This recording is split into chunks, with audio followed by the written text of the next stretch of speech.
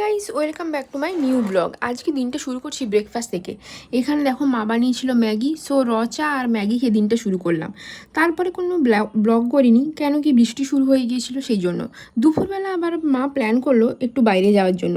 দেখো এখানে আমি অলরেডি রেডি হয়ে গেছি। এই ড্রেসটা আমার ফ্রম ম্যাক্স, তোমরা অনেকেই এনকোয়ারি করবে তাই আগে থেকে বলে দিলাম। আমরা যাচ্ছিলাম আজকে এসআর নভেলটি জুয়েলারি স্টোরে, যেটা নতুন ওপেনিং হয়েছে 10-15 দিন হলো। মা বললো যে কালেকশান দেখবে, সেই জন্য আমরা রেডি হয়ে গেলাম। আর বৃষ্টিটাও থেমে গিয়েছে, এখন টাইম বাজছে 3টে মতো। চলো বেরানো যাক, দেখা হচ্ছে তোমাদের সাথে রাস্তায় গিয়ে।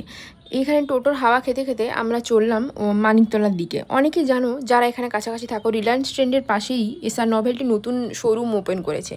চলো দেখা যাক কেমন। আর আগেই বলে দিচ্ছি, এই ভিডিওটা কোনো প্রমোশনাল ভিডিও নয়, সেজন্য আমি আমার ব্যক্তিগত মতামতই রাখবো। আমি রেকমেন্ড করবো না একদমই, কেন কি এখানে দামটা অনেক বেশি ছিল। চলো ঢোকা যাক দোকানে।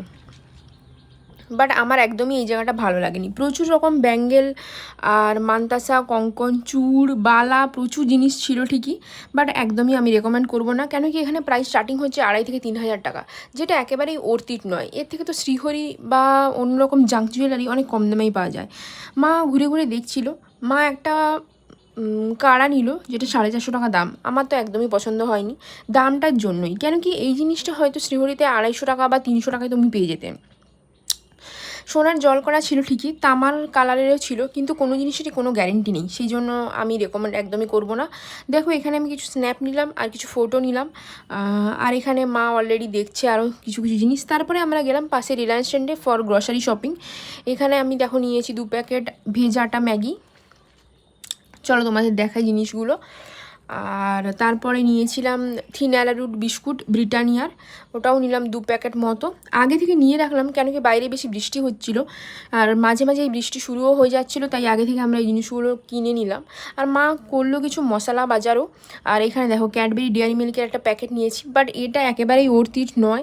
কেন কি দাম মানে চকলেট খুবই কম ছিল, দামটা বেশি ছিল। আর একটা নিয়েছিলাম মিষ্টি চানাচুর।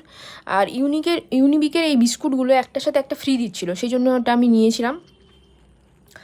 সো চলো দেখাবো এরপর মা কী কী কিনলো। টোটাল রিলায়েন্স ট্রেন্ড থেকেও মা কিছু কিছু কিনেছে। এখানে দেখো সর্ষের প্যাকেট নিয়েছিল মা 2টো। এই ছিল আজকের গ্রসারি শপিং। তারপর এই যে দেখাচ্ছি, দেখো এসআর নভেলটি 450 টাকার একটা কাড়া। এটা কোনো মানে হয়? এটা কোনো গ্যারেন্টিও ছিল না।